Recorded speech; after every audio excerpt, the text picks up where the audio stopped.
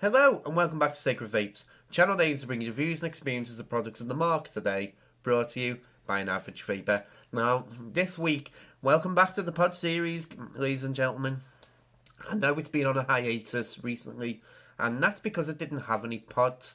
I kind of exhausted all the ones I picked up over a few month period, so I'm back now, and you should see more videos starting to come out, and I've got some really interesting mods and pods to bring to you. So yeah, certainly we're going to start off with something from a company that has reinvented itself in recent weeks. It's brought out a few interesting products, and we're going to start with this one, the Rincoe Neso X.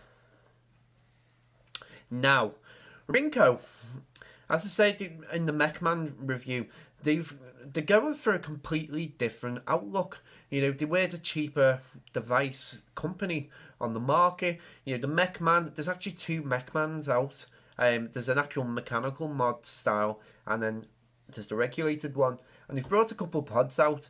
Now, the one I have is the Neso X. It's very simple design compared to the other releases. It is an extremely simple design. You know, is it any good? We'll find out. We'll get into the close-up first and foremost, but first, let's give her a vape.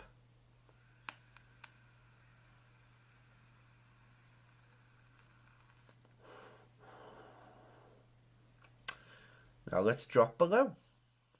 So here's the packaging for the Neso X. Nice, simple and clear display.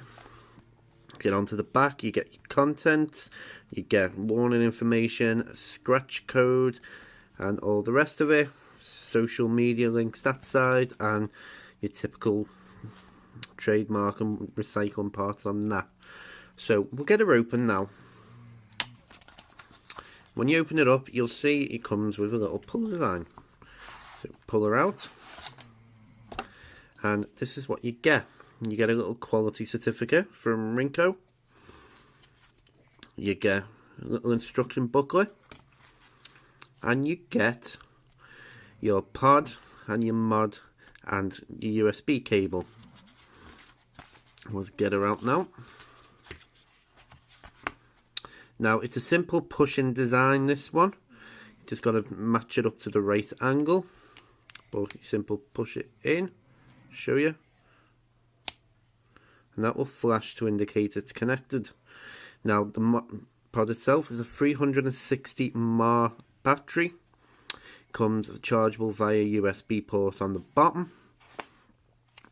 And that's about it. There's connections inside. It's not really... just pull in and out. Onto the pod now.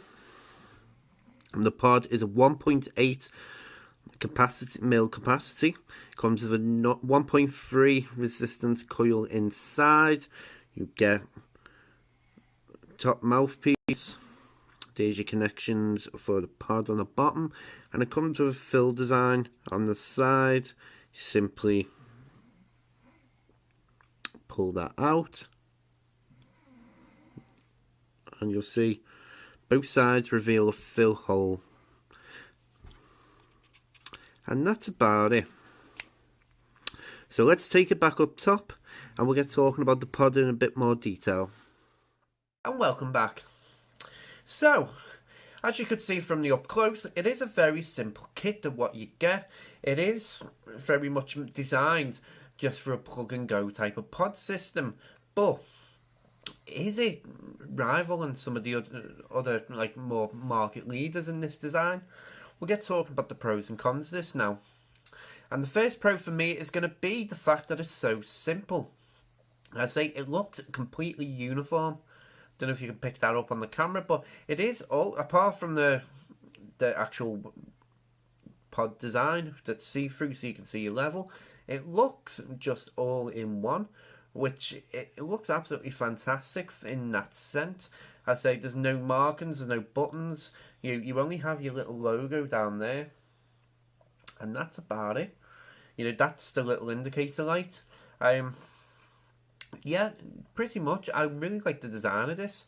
You know, it's nice and easy just to pull out. You know, the fact that you get your little as I showed you before, little flashing indicator to say it's connected. That's a pro for me. Flavour wise, I mean, I've been using nicotine salt in this, and it is quite a strong flavour.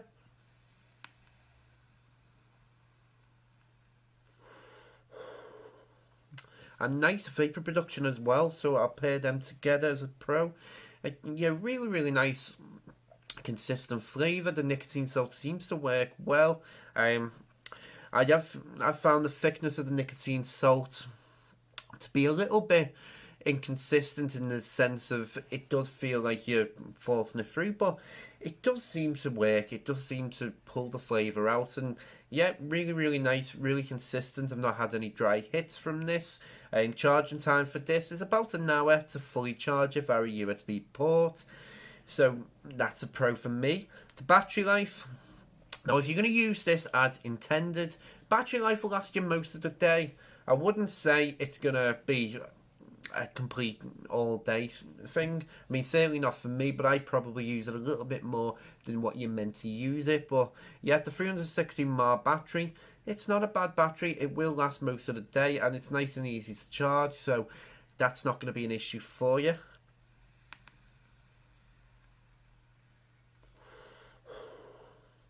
A pro for people like this, it's a very, very restricted airflow. In fact, it feels like there's next to no airflow going through this, so it does feel like you're forcing it through. But then if you like that style of mouth to lung, this is going to be a big pro for you. Now, I really like the fact that you have a little indicator light on there, so that's a pro. And yeah, it's extremely light as well. I should have mentioned it at the start, but it is extremely light. It doesn't feel like a device, which is going to go well for people who like simple devices. You can throw that in your pocket or in your bag or whatever, and yeah, it's not carrying any weight to it other than the slight battery inside. So yeah, we'll get on to the cons of this now. First con for me is going to be that there's next to no connection at all. So it's very easy to come out. I think a little bit of a clasp inside may have been a better idea for this. This has came out in my pocket before. So yeah, it's a bit of an oversight on the design. A little bit of a clasp or magnets to keep it in there may have been a better choice. As it stands, that is, I'm literally not putting any force in that whatsoever.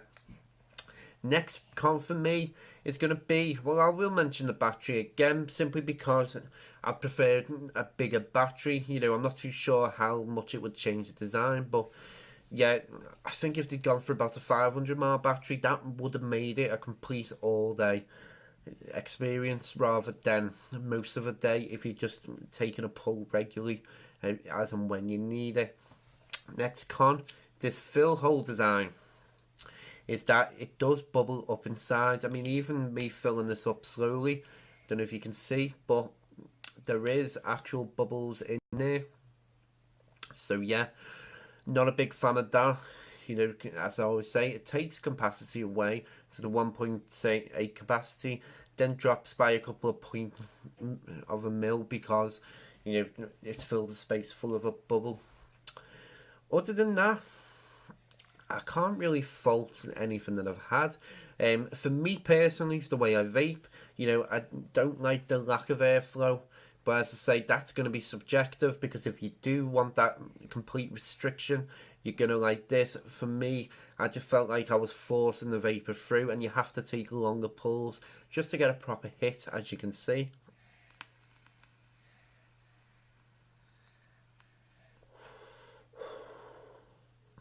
So yeah, and it warms up a little bit while you're doing that around the mouthpiece in your mouth.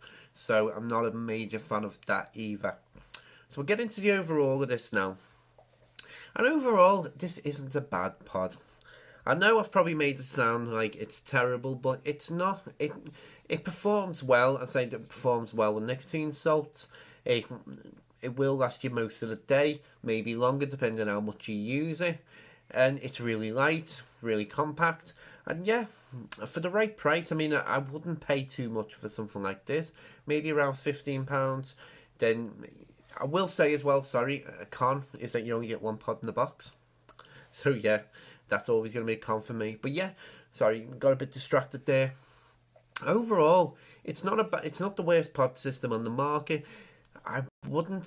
Would I recommend it to you guys? Probably not. Mainly because of that.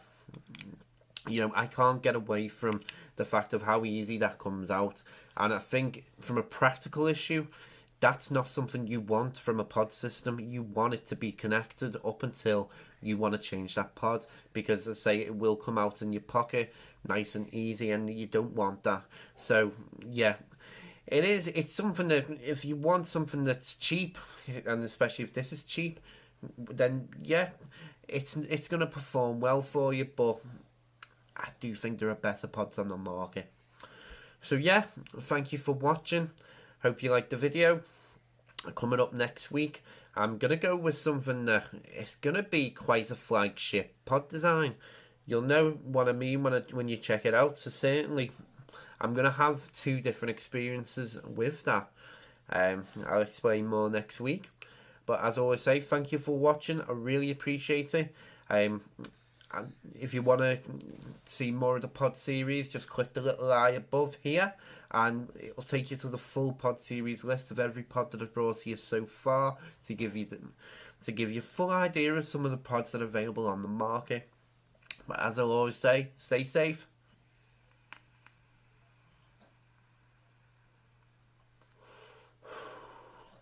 And keep vaping.